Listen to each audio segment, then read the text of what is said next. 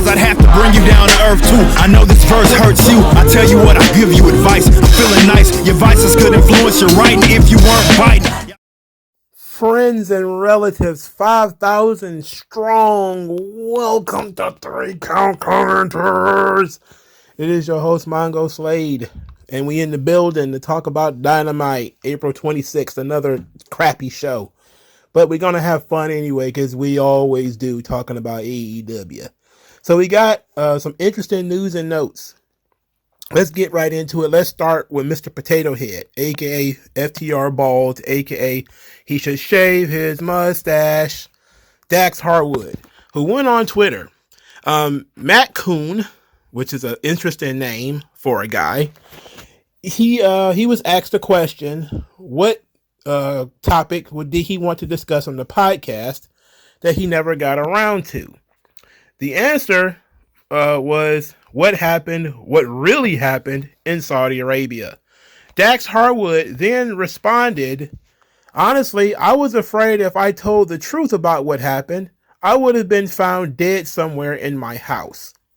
Now, interestingly enough, not only is this absolutely ridiculous, and for the reasons I will talk about, because I've had to discuss this subject several times on this show, but I know since we have a lot of new subscribers, a lot of y'all probably have not heard this, but it's pretty common sense. But we're going to go into this a little bit, just a little. I'm not going to go into the whole thing, but it's weird because earlier today, WWE was under some kind of lawsuit for racial stuff. And what that writer supposed is not nearly as racist as what a lot of these white liberals think about Saudi Arabia. For instance, he literally thinks that the Saudi Arabian government is going to hunt him down and kill him for the simple fact that they're Arabs. And it's pretty shocking to me that he just got away with this. For starters, let's talk about it since we got to go into it.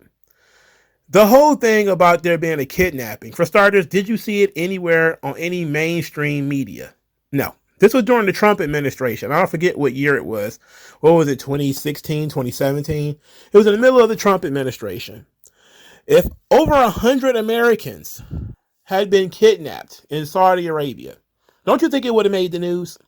Yeah, I think it would have made the news. I think it would have been on every news channel, whether it's Fox, CNN, MSNBC, it would have been everywhere, but it wasn't. That's just one issue. Second issue is, I think they were in Riyadh, or were they in Jeddah? It's one of the two. But if they were in Riyadh, which I believe they were when the plane was having issues, there's a United States Air Force base not too far from that arena. So it's hard to believe that the Saudis are going to kidnap over 100 Americans in full view of the American military, and nothing is going to happen. It's just, again, not likely. Third, Atlas Air, the company who was used to fly the plane, whose plane it was. There was quite a few issues with Atlas. At one point, they actually had a plane crash not too long before this show actually aired. So they were already dealing with the plane crash, and they didn't want another plane to crash. Fourth, no wrestler outside of guys like this have ever supported that anything went wrong. Most of these guys were frustrated and angry because they had to miss work or be stuck in Saudi Arabia when they just wanted to go home, and they were frustrated. AJ Styles tells the story of the wrestling media scaring the shit out of his family, and he was there, of course. He said this: the problem was we spent all this time from 1 o'clock all the way up to 6 or 8 in the morning waiting to board this plane. They are telling us we can't go anywhere because the pilots and everybody had timed out. They can only go for so long before they're not able to fly because they're not able to go 24 hours at a time. They had to go back to a hotel. We had to find a hotel.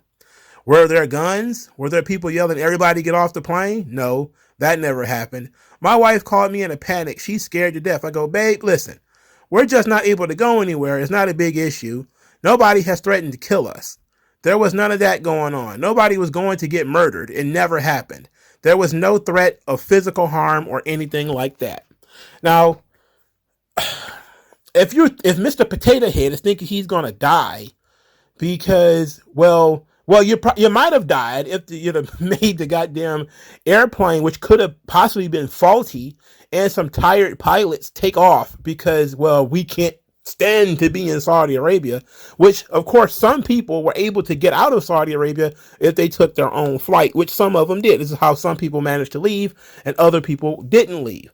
The WWE executives and Brock Lesnar, they took a red eye right out of there. They used a different plane. And some other guys who, I think Cesaro and some other European wrestlers, they took other planes out of Saudi Arabia. Crazy how they decided to kidnap people, but didn't kidnap everybody. They decided to only kidnap certain people. This was a thing that was being spread in the wrestling media. And it's probably one of the top things that is frustrating and angering to me, because they are here actually falsifying an international incident, fostering this idea that these people are behind enemy lines or they're under threat of murder and they're being kidnapped. It is absolutely absurd. This is one of the most absurd things. But again, wrestling fans are really, really low IQ. I know that there is some study somewhere that says that wrestling fans are smarter than most other sports fans. I'm telling you, it's a lie. A lot of them are very, very, very low IQ. And if you believe this, you're pretty low IQ. So Mr. Potato Head Dax Harwood, who's talking about he's afraid, I'm afraid for my daughter. Look, man, you quit your podcast because some people said some mean words about you online. I sincerely doubt you would have handled Saudi Arabia if in a real tight situation. You'd have melted like ice cream.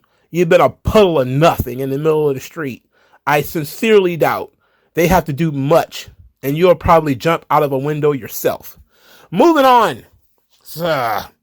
AEW Dark Elevation is apparently being canceled. It was kind of quietly canceled. Fight TV announced that there will be no more episodes of AEW Dark Elevation. I don't know if that means it's canceled or whether Fight TV will no longer be airing it. It's not something that I watch, so it's not something that I care about. But it's interesting nonetheless, and I guess it should be mentioned because why wouldn't? Why wouldn't it? And it would actually make sense to get rid of it, to save space for something else if they wanted to do another show. It would make sense for them to move this one out of the way. So it's all fine and dandy. I feel bad for some of the talent that usually got booked on that show, because now those people are going to lose their income, but maybe they can get on whatever this new show is going to be when it's time to launch that. But cutting at least 1 hour of tapings works out just fine, and I don't mind that. Okay, okie dokie. Let's move on to the third note. MJF's now deleted comments, which is 100% truth. He said, and quote, "The more wrestling fans become bloodthirsty for these dangerous feats in the ring, the more the wrestlers will hurt themselves trying to curry fans' favor. Wrestlers, the fans don't understand that at any given point, we can be paralyzed from the neck down or even die from a maneuver as simple as a body slam. By the way, fans reading this, body slams hurt. Every move hurts. They will keep moving the goalposts of what they deem is quote-unquote good. So before you do something stupid, consider this. Their tweet about your banger going to pay for your medical bills. Do the right thing. Go in the ring with the intention of winning the match and leaving the ring the same way you entered it. Get the winner's purse and get out." Absolute wise words from MJF. Why would he delete this? That's my question. He of all the things that MJF has tweeted or said on Instagram that he just let sit, this is the most sensible thing he's probably ever written, and he deleted it.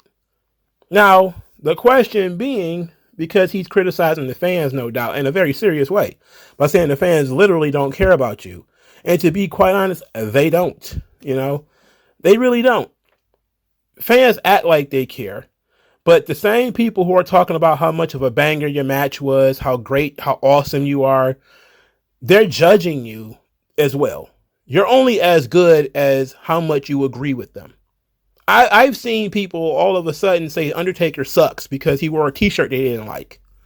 You know, all the years that he put his body on the line, fell on his head, all kinds of stuff. He sucks because he wore a t-shirt that I didn't like. Kane sucks all of a sudden because I don't like his political views. It's like they're constantly judging you. It has nothing to do with your ability to do a moonsault or anything. They are looking at you in the ring, yes. But they will absolutely turn on you under any circumstances. They are not loyal. These fans are not just fickle. Most of them are just plain fake. Do what's safe. Safe and smart. Save the bumps. Learn character work. Develop your real talent. Of course, this also comes off the heel of Indy Hartwell apparently being injured in NXT. I'm not sure if that's been confirmed or not, but they did an injury angle with Indy Hartwell and her ankle on NXT, and it was pretty nasty. Of course, this also comes off of AEW having a Dante Martin snapping his ankle in two at an ROH show. Yes, wrestlers will have to learn one way or the other. Will Ospreay did a video where he was talking about having to change his style because of how much damage he did to himself. This guy is not even 30. Will Ospreay is 30 and he talks like he's 42. Kenny Omega last year was talking about the kind of matches he can't have anymore. It's like these guys, well, Kenny Omega's 38, but he's still pretty young. There have been wrestlers who have been wrestling into their 50s. This is not college football. This is not the end. College football or something like that, you have too many knee surgeries. They consider you injury prone and you're no good. How are you washed up as a wrestler in 30? That doesn't make sense. Being washed up as a football player or a basketball player makes more sense because at least a lot of those guys have been playing these games for a long time, dealing with injuries and whatever. Wrestlers should not be washed up at 30. You should really just be hitting your stride. What he's doing is giving away free game. Everybody should be listening. But for some reason, he deleted it. I wonder why. But I know that it's also in the AEW talent playbook or whatever that they cannot criticize each other's style of wrestling. And maybe this is what he's doing technically, criticizing the bloodthirsty nature of the fans and how wrestlers are taking higher and higher risks in order to try to curry favor with these fickle people who are going to hate you no matter what you do anyway. They're going to believe terrible things about you with no evidence. So why should you jump through all of these hoops in order to please these people, and they're going to turn on you the first chance they get? It really just doesn't make any sense. I'm just looking at it like, what's the benefit to destroying your knees and destroying your ankles for people who at the most of whom never buy any merchandise? I just listened to an interview, and when it comes to athletics, there's a lot of people who are in sports media who realize that most people who watch sports never actually attend a game, meaning they never actually go to the arena. Most of whom, because it's too expensive. So they very rarely go to the arena, and they very, very rarely buy merchandise. So if you're a wrestler, people very rarely go to the arena. They watch it on TV, but they may not ever spend money to go to the arena, and they don't really buy merchandise. Hell, I don't even really buy merchandise when it comes to wrestling. And I'm a super fan. I've been watching this since 1990. I barely buy merchandise. And so these people are not on your side. Now sometimes they are. Sometimes there's, more than enough people who can buy action figures and cards and t-shirts. And there's more than enough of them to cover up for people like me who've been watching for a long time but doesn't buy shirts or anything like that. But it's something to consider. I think more wrestlers should consider it, especially after this Will Ospreay video came out. because he get all these 5-star matches and it's all 5-star this, 5-star that. Ultimately, he's too young to feel as terrible and as banged up as he has been. And it's really sad, but that's the high cost of high performance, of not taking days off, of not relaxing, not learning how to actually wrestle, but instead doing gymnastics and, bouncing off your wrists and ankles and knees and taking crazy bumps on your back. It catches up with you eventually. So people should listen. All right. Now let's finally get into this show. Match 1, the International Championship. Bandito is defeated by Orange Cassidy. Look, I like Bandito. Didn't care about this at all because it's Orange Cassidy. I have not gotten over Orange Cassidy. I do not like this character. And this match was entirely too long. When Orange Cassidy put Bandito's hands in his own pockets, I was like, what pronouns, pal? Orange Cassidy took Bandito's hands and put Bandito's hands in Orange Cassidy's pockets. I was like, this match is goofy. Already is goofy. And it's been Orange Cassidy matches. There's not a goofy one. So I was checked out right there. Then Orange Cassidy decided to turn Bandito into his young boy by putting his shades on him, which reminded me of Bret Hart, and Bandito can't even get the shades to stay on. They're like tilting to the side and they're leaning and everything. I'm like, oh my God. And then he's backstage doing comedy with Orange Cassidy. He's running out trying to make the save with Orange Cassidy. I'm like, ugh. Why is Bandito Orange Cassidy's young boy, his water boy, his towel boy? Like, why? Why is that? I don't know. It's very strange. Very strange decision to be made there.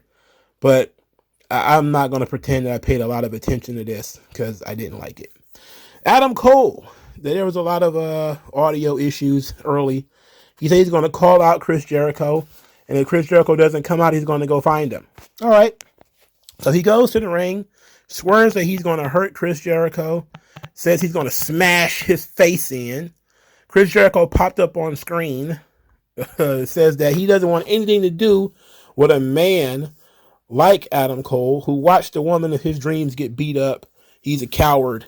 But Jericho's boys were willing to do something about it. So the Jericho Appreciation Society come in and they beat the hell out of Adam Cole. Orange Cassidy and Bandito ran out there. They still got beat up by Jericho Appreciation Society. And then Roderick Strong finally makes his appearance in AEW. He cleans house. Adam Cole and Roderick Strong hug. I haven't seen Roderick Strong in months. It's been like a year, I think. Well, probably not a year. Probably not that long. But he finally made his way over to AEW just in time to not matter. Because the point of bringing Roderick Strong in was to have Undisputed Era, of course, right? Now you can't have that because Bobby Fish isn't there and Kyle O'Reilly isn't there. Now you do give Adam Cole a staunch supporter, but we all know Roderick Strong has the charisma of a bucket of sweat. So it's not going to make that much of a difference. He's just somewhere where he's going to be more appreciated. To me, all of these Ring of Honor guys flooding AEW is like when you used to watch TNA and all of the ECW guys just popped up out of nowhere. You started seeing Sabu and Sandman and Tommy Dreamer and Raven and Shane Douglas. And you're like, wait a minute, all these guys popping up in TNA now. And you see it's just because it's a paycheck. And people remember the good old days of ECW and, you know, the trying to cash in on that small crop of fans that might still be around. It's the same thing with, you know, Tony Khan bringing in these Ring of Honor guys. Roderick Strong wanted to quit WWE a long time ago because he was trying to make that Undisputed Era thing happen. WWE smartly didn't let it happen, but his contract is apparently up now. Nobody knew, apparently. People thought he was injured, but he's all elite now. It's not going to make a difference. AEW signs at least 1 or 2 people a week, and it has never made a difference. In fact, Jay White is already on Rampage. But I praise God on that one because Jay White and Juice Robinson, who I absolutely hate, will be wrestling Sean Spears, who I absolutely hate, and Ricky Starks, which is a match I wanted on Rampage. So they put it on Rampage, and I say thank you, Based TK. You're my boy, Based TK. You rule. Good God, you rule. All right. So congratulations to Roderick Strong on his new job. Get ready for more wrestling matches because that's all he can really do. All right, so Darby Allin and Jack Perry are backstage. Darby Allin says that they took it too far last week. There should be respect between the two of them. And if he'd have known what those guys were going to do to Jack Perry, he would have had his back. And then asked Jack Perry to have his back tonight. Jungle Boy says that he wished it was between the two of them. And says that, he wishes Darby Allin good luck. He never actually said that he was going to have Darby Allin's back. Notice that point.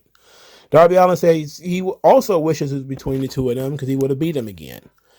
Sammy Guevara and MJF are kissing each other on the forehead and giving each other gifts because they're the best of friends. MJF says that people think that he's a coward. Sami Zayn says people think that he has no integrity and is destroying the sanctity of this tournament. But neither one of them care. And they're hugging and all of this crap, right? So, match 4, Darby Allin versus Sammy Guevara, the Pillars Tournament Final. It's a typical Sammy Guevara match, which means tons of flips, falling on the floor. He did a 630 through the table, and somehow it was not disqualification. If you're going to do a DQ finish anyway, I mean, come on. Let's move on. I don't want to sit here. Because, look, we all know how Sammy Guevara is. He going to do stuff on the floor. He going to do his spots. He going to smile and no-sell everything. It's all a video game. It's all just a video game to Sammy. So, the big finish, MJF leaves commentary where he's talking about his pickles. And he's trying to give away pickles, saying that they're kosher pickles. I don't know. I don't get the pickles. I don't know what this is about. Anyway, MJF tosses Darby Allin a skateboard. Then Sammy Guevara takes a bump. When the referee turns around, he sees Darby Allin with the skateboard. Sammy Guevara's on the ground. The referee disqualifies Darby Allin. The crowd is pissed. Guevara and MJF are very excited. MJF then assaults Darby Allin from behind. This leads to Jungle Boy coming out. He's also, of course, a little bit late. MJF and Sammy Guevara are cheesing as Sammy Guevara finally has his match with MJF. It's set for Double or Nothing where he plans to lay down and take the pin. Jungle Boy and Darby Allin are in the ring. They're having a bit of a miscommunication. It seemed that Darby was a little frustrated at Jungle Boy not being there, but coming out a little bit later. At this point, Tony Schiavone is whispering in the microphone about TK talking to him in his ear. Then he stands up, calls MJF a prick, and then says that there's going to be a tag team match next week. It's going to be Jungle Boy and Darby Allin versus MJF and Sammy Guevara. If MJF and Sammy Guevara win, the match at Double or Nothing remains to a one-on-one, rather. If Darby Allin and Jungle Boy win, then it becomes a fatal 4-way match. Okay. All right. We're taking the long way to we're taking the scenic route, which is, it's a story. It's a little bit convoluted, but okay. Afterwards, MJF is very upset. He storms to his car. Sammy Guevara is hot on his heels, being a follower. Then Sammy Guevara tries to get in the truck. MJF says that the truck is full. The cameraman actually zooms into the truck to show you that it's not full. Then MJF gets into the truck alone and drives off. So he leaves Sammy behind. So they already lean into breaking up Guevara and MJF, which is all just a matter of convenience anyway. And them being ham bones by pretending that they're best friends. But look, I don't mind the scenic route. That's all really stories are. But if we're going to still end up with a fatal 4-way, I don't know. How else could we have gotten there where everybody feels like they should have been there? Because I mean, it was smart, I guess, to not have Guevara pin either guy, but have them get counted out and disqualified. So it was kind of clever, I guess, in that way that they avoided giving these guys pinfall losses in order to do this goofy stuff. But it's still goofy. I don't like Fatal 4-Ways, so I'm not having fun with this one. Not liking it. Sad to say. But there, no doubt we got a Fatal 4-Way coming, right? Just no doubt about it now. So it's very unfortunate. All right. Dax Harwood is defeated by Jeff Jarrett in a match that was incredibly boring. I don't want to watch Mr. Potato Head. And Jeff Jarrett he's Jeff Jarrett. The officials kicked Jay Lethal and Tottenham Singh and company and all those bums out of the arena during Jeff Jarrett's entrance. Despite this, Sanjay Dutt still returned to help Jeff Jarrett win the match. And then after the match, Dutt, gave Jeff Jarrett Mr. Potato Head's tag team championship. And Jeff Jarrett apparently is wearing it, so I'm guessing he's taking this tag team title. Okay, I guess. Look, I don't care about this. Mr. Potato Head is just one of the most unmasculine dudes I've ever met in my life. He's just a whiny dude. And I know he's just not good enough for me to deal with the stuff that I have to deal with to listen to him. He's a good wrestler. It was a perfectly serviceable match, but I don't care about that guy. And this match is completely cold anyway. It's really nothing to be gained or lost from this. Somehow a singles match is going to turn into a tag team feud. It's very weird. So we got the big announcement from Tony Khan where he once again talked and he did not blink. Like literally. He didn't blink. I was like, oh my God. Like he did weird things with his eyes where like they bugged open and then they slinked. Then they bugged open again and they slinked. But they never blinked. He doesn't blink. I'm going to Google what prevents you from blinking and let's see what the responses I get. All right, is something called lagophthalmos or lagophthalmos. It says it refers to the inability to close one or both eyes completely. This may happen because of facial paralysis or a result of trauma or surgery. Is it true that, he's had trauma or surgery? I guess that's entirely possible. It says lagophthalmos means hair-like eyes. Hares, like rabbits or bunnies, were once thought to sleep with their eyes open. Although scientists now think that most hares sleep with their eyes closed, about 20% of people sleep with their eyes open. Wow, that's interesting. Do you think that Tony Khan is a bunny? He's a bunny rabbit, so he doesn't close his eyes unless he's going to sleep.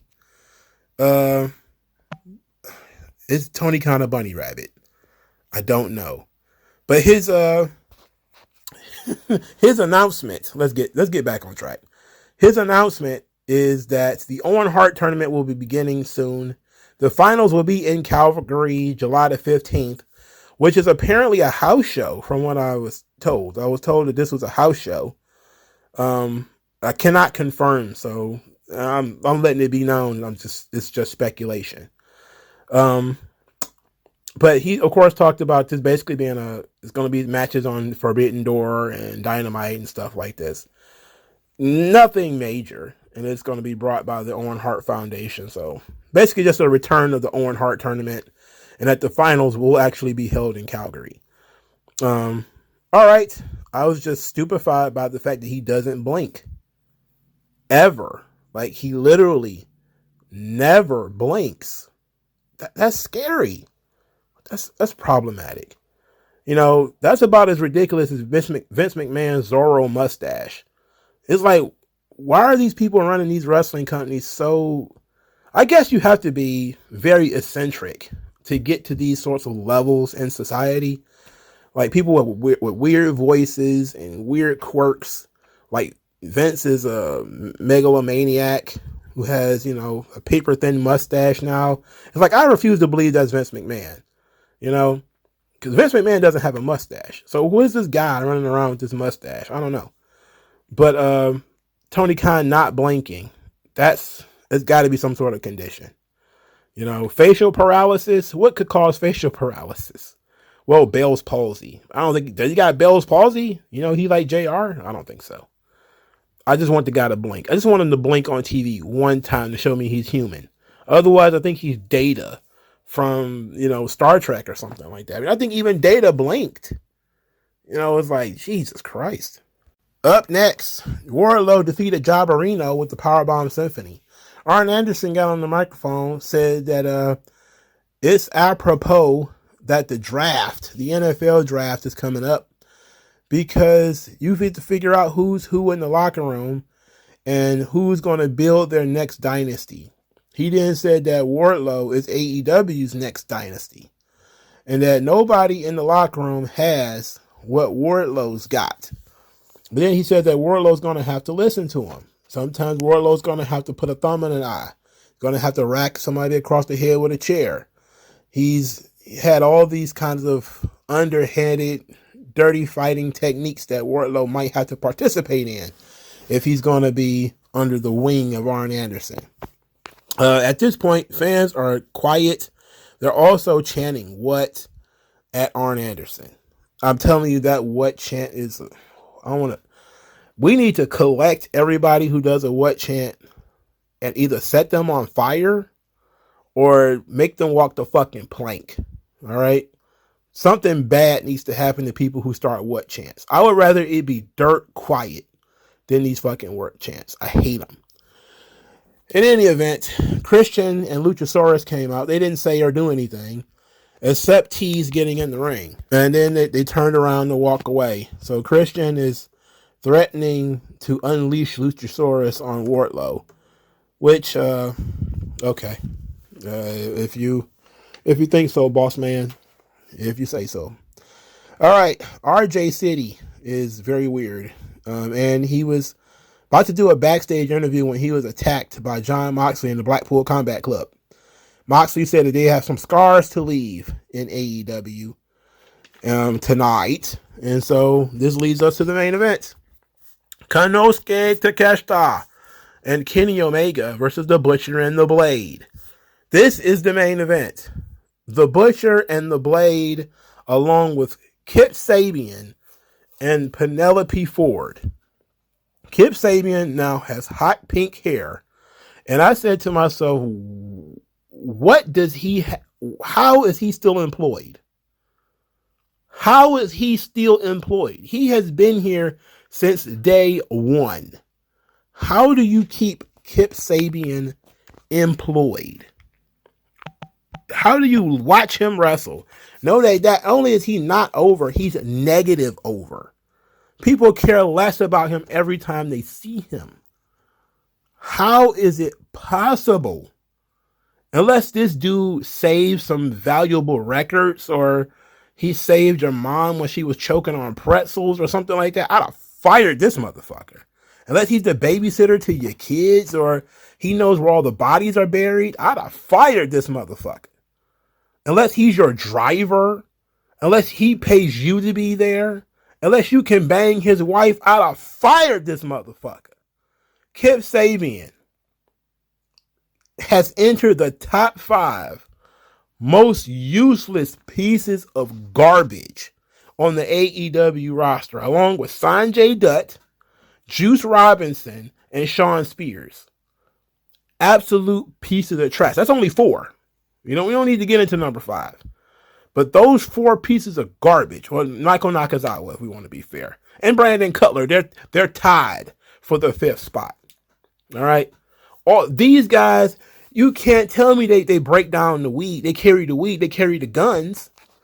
You can't tell me they go and get the drugs. Ain't enough coffee in America to have all these bums on your roster at the same time. Nah, man. Kip Sabian knows some shit, right? He knows some stuff. He's got to. Otherwise, just forget his ass at home. I'm telling you, if Kip Sabian never shows up on TV again, will you forget? No. When he was sitting at ringside with a bag over his head for a year. They told a story for this guy to have a bag over his head for a year. And nobody still cared about this dude. It's over. All right? He needs to just pack it up. I don't just mean leave AEW. He needs to go get a day job. All right? He needs to go work in an office somewhere. Because he's the shits. Fuck Kip Sabian. All right? All right. Takeshita and Omega defeat Butcher and the Blade. This match sucked. And it shouldn't have been the main event. It was only the main event because they wanted to do some stuff. A CM Punk chant broke out in this match, and it was drowned out by boos, which was absolutely hilarious. That was entertaining. That's entertainment, folks. Konosuke Takeshita gets the pinfall, and so his team wins.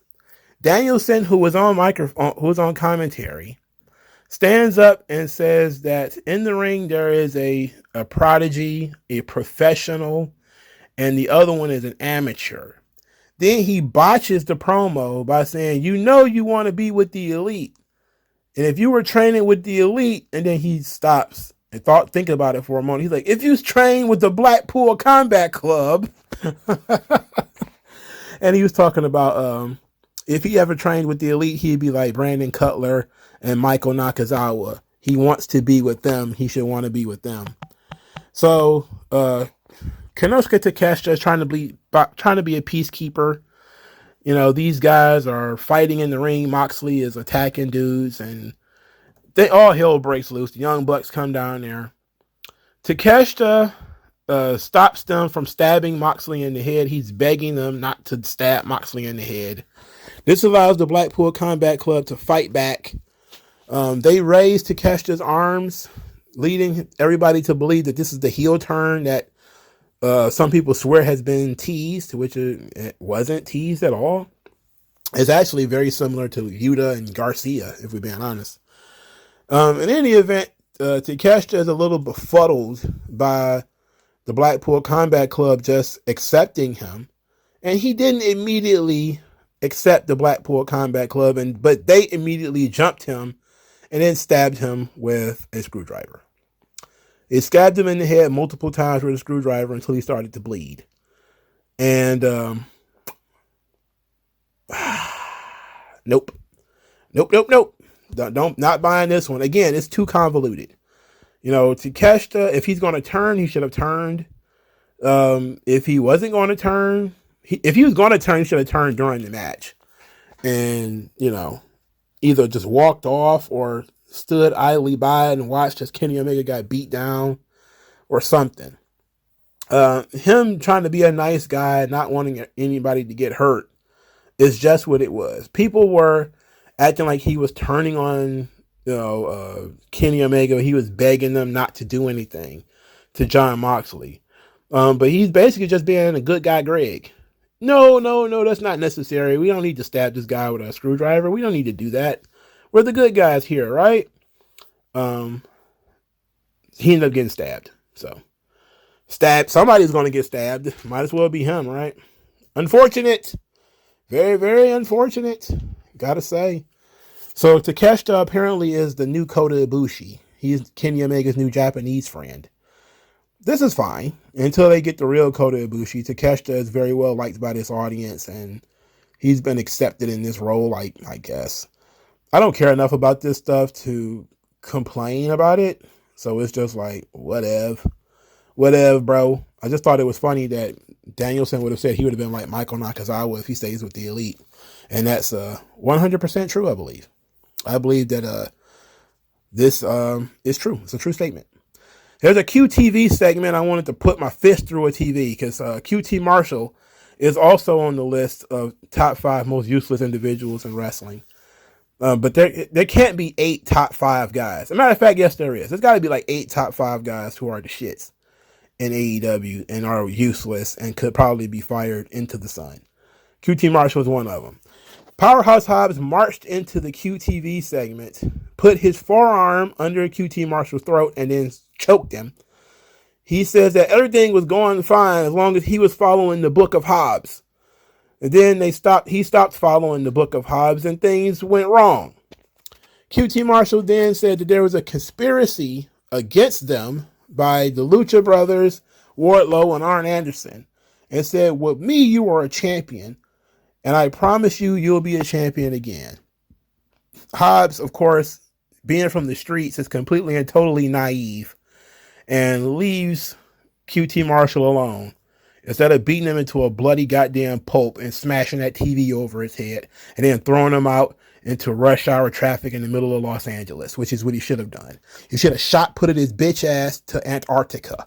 He should have kicked him in his ass until his throat got sore. He should have beat the shit out of QT Marshall. But he didn't. Instead, he just like, okay, and just walked out. Like, man.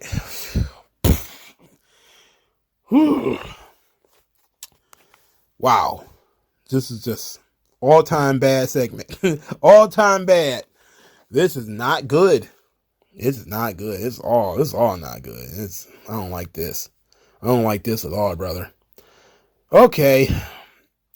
TBS Championship. Jade Cargill defeats Taya Valkyrie. The rules of the match is Taya Valkyrie could not use her finisher because it's the same finisher that Jade Cargill uses. So if she uses her finish, then she'll be disqualified. Taya Valkyrie tried to use her finish, thought about it, and then stopped. So Jade Cargill rolled her up and won. Look, all of the people who are complaining about Roman Reigns, having these big main event matches and winning, while drawing money and being a superstar and all this kind of stuff. If you complaining about Roman, how do you feel about Jade Cargill? Because she has gotten the Roman Reigns push with absolutely none of the box office attraction, absolutely none of the good matches, absolutely none of the feuds, absolutely none of the segments, none of the promos, nothing. It is not Jade Cargill's fault. I like Jade Cargill, but fuck's sake, she has beaten everybody and has gotten nowhere. She's still stuck in the middle of the show in almost the exact same spot as when she started. She's gotten nowhere. Her opponents have gotten nowhere. Nobody's gained anything from these segments. You've reached a tipping point with Jade Cargill where no longer is she actually helping anything. Now she's actively hurting. Now, I'm not saying she should have lost to Taya Valkyrie. What I am saying, however, is that Jade Cargill has been on this roster for 3 years. She has had no feuds. Not one. She's had, all of her storylines have been what? A couple of weeks? Like her longest storyline has probably been 90 days. And of all of this stuff that she's done, most of it doesn't even make TV, if we're being honest. Most of it doesn't even make TV. It's on like Rampage and Dark Elevation and stuff like that. It's not Jade's fault. Her title is not like red hot right now. And there's somebody waiting in the wings to they're building up to beat her. There's literally nothing going on here. And this idea that, we're saving it for Chris Statlander. It's like, why? Why? Why would you be saving this for Chris Statlander? What makes her go goddamn special that we gonna sit here and be suffering through all this stuff for her? What's the point of signing all these other chicks? What you signed Taya for? What you signed Athena for? What did you bring Madison Rayne in here for? What did you sign these people for if all we're doing is waiting for somebody who has permanently broken legs? And no, I'm not saying that Jade Cargill should have lost to Madison Rayne. That's not true. I thought she should have lost it to Athena. It would have been the perfect build-up. Are you waiting for Mercedes to join AEW or something? Look, even if that was the case, this is a mid-card title. It's not even the world title. Look, I'm not even suggesting that Jade Cargill lose the belt. I'm not even suggesting that. I'm suggesting that she has been stunted. Her growth has capped. She's now starting to go in the other direction, where now you're not getting anything out of Jade Cargill's matches anymore. People are rolling their eyes now. This was a match that I think people legitimately thought she was going to lose. And then, I didn't, of course, didn't think she was going to lose. Taya is 40 years old. So I knew she wasn't going to lose. So the idea to me is that you signed Taya for no reason. You had Taya tied up in this thing for a month. And just for her to lose via a roll-up. And then that's it. This is pretty much going to be it. And so now both of them are just going to go back to Rampage to do nothing. I don't get it. It doesn't make sense to me. Now, if it turns into more than this, then okay. But that would be a rare occurrence for AEW. For this to become something more than what it is right now. Usually, no matter what the feud, Jade Cargill wins in a short amount of time and then her opponents all disappear. I mean, it would have made perfect sense. It would have been like a Virgil Ted DiBiase situation if she'd have lost it to like Red Velvet or something like that. Would have been a great story. You know, Red Velvet being her rival who became her friend. And, you know, she never beat Jade Cargill before. But then she quit being a baddie, you know, started fighting for herself and actually beat Jade Cargill, even on a fluke. Even if it was like a 1-2-3 kid Razor Ramon situation. It still would have been better than Jade Cargill just beating everybody in 3 minutes. And then us just sitting back, supposed to be marvel at how great Jade Cargill is. Like, I'm over that now. It's been too long for this. You know, when she was a rookie, it would have been fine. But we're 3 years in, 4 years into this. No, fuck this. It's not her fault, but it's shit. And we need to stop it. They don't have anything for her. So we need to give up on it. Drop the fucking belt, give it to somebody else, make her do something else. Because I'm really afraid. If we're being honest, not that the show gets stale when Jade Cargill comes on. I'm deeply upset by the fact that I know that there's not going to be anything for Jade once this is over. You know, that there's not going to be any forward push. That she's going to end up being the female Wardlow. She's going to beat a bunch of people. And as soon as she loses, it's going to be over. We're not going to know what to do with her. And without that title, there will be no need to put any focus on her, which would tell you that they don't think that she's a star. They already don't think she's good enough to be challenged. Otherwise, she would be in there with, you know, Saraya and Toni Storm and Britt Baker and Jamie Hayter and all of them. She's not in there with them. Why? She's like 60-0 or some nonsense like that. And everybody's acting like she don't fucking exist. If at this point, people should be trying to headhunt her just to break the record. But they're acting like she don't fucking exist. They've been acting like she doesn't exist for over a year now. Bizarre. Very bizarre. Speaking of all these people, Britt Baker and Jamie Hayter cut a promo. Britt Baker said they're decent human beings. Okay. Jamie Hayter says, send us to the hospital. You can send us to the hospital all you want. Send us to the hospital. But we declared war on you. Only way this is over is to send us to the bloody morgue. And I'm like, man, if you don't shut your ass and get out of here. Yeah, she came across like a damn fool here. Why is Jamie Hayter, who is, you know, I guess she has no charisma whatsoever. She's the girl Pete Dunne. You know, that's exactly who Jamie Hayter is. She's girl version of Pete Dunne. And she's a sidekick. She's the sidekick world champion, which is very strange. Very weird decision making on Tony Khan's part. It's the only way that Jamie Hayter gets any TV time is when she's on screen with Britt Baker. So I don't know what to tell you. But this feud with Britt Baker and the Outcasts and all this stuff, at least it's got some heat to it. It's been going on for a little while. We're building up to the blow off, which will probably be some kind of bloody thing that everybody's going to complain about. But I see it coming.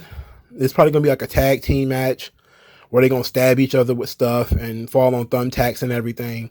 And everybody's going to act all brand new like we ain't never seen that before. And, oh, how can my lady do this? How can my lady be bleeding all over the place?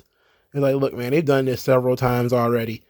We should be over it by now, okay? Let's get over it. They're going to do that shit again. They're going to piss people off. It's going to be completely unnecessary. But it's actually, I wouldn't say it's fitting, but at least this feud has some serious heat on it where, you know, it's warranted, where they would fight like, you know, cats in the street, you know? So that's fine. But this has been AEW Dynamite. Just convoluted, just a lot going on. They're trying to do more in terms of stories, but there was zero, absolutely goose egg on Keith Lee. Keith Lee, who, you know, Adam Cole came to help the other day. He also didn't come to help Adam Cole this week either. He didn't come help him last week. Didn't come help him this week. Old man Keith Lee must, you know, his walker must be rusty. You know, oh, Mr. Cole, sir, I had no idea you were going to call out Mr. Jericho. I see. Perhaps I should have come to your aid. Next time, shoot me a text. My beeper is always on my hip. It's like, come on, man. What's up, man? Why? There has been no forward movement on Swerve and Keith Lee. Keith Lee, I mean, Swerve caved his head in with something heavy like 2 weeks ago. And it's been, nope, that didn't happen. You know, that didn't happen at all. And I'm like, yeah, it did. I saw it. I watched it. I watched this show.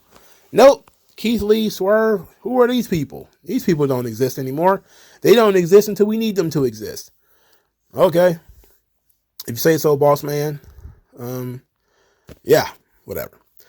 Interesting piece of business. I forgot about this. I don't mention it now because I saw it. I saw it on Twitter that Colt Cabana actually worked the ROH tapings. So weird how as soon as they start talking about CM Punk returning, Colt Cabana popped up on TV again. He wrestled Samoa Joe, I think, at one of those ROH tapings. I'm almost 100% sure he lost, but very interesting timing that they started talking about CM Punk returning, and all of a sudden Colt Cabana shows up again. It seems like every time CM Punk is in the news, for whatever reason, Colt Cabana shows up. One for the boys or whatever the fuck. But notice how all these people who care so much about Colt Cabana, most of them didn't mention him at all at the ROH tapings, and nobody seemed to care. And I doubt anybody actually watched the show, because I didn't. I didn't watch that shit. I was actually saying Colt Cabana sucks before he went to AEW. I was saying he sucks when he was in, what was that? Wrestling from Hollywood or whatever. He sucked. He sucked back in the good old days, too. He was just never good. But I just thought that it might have been interesting that people should notice that Colt Cabana showed up at Ring of Honor. You know, a couple of days later, CM Punk popped up backstage on Raw. Very interesting. I shall twirl my mustache like the Iron Sheik and say adieu. I'll talk to you guys later, man. Do all the YouTube things. I appreciate everybody who listens. Peace out.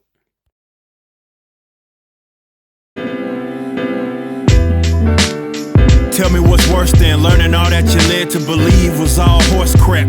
They just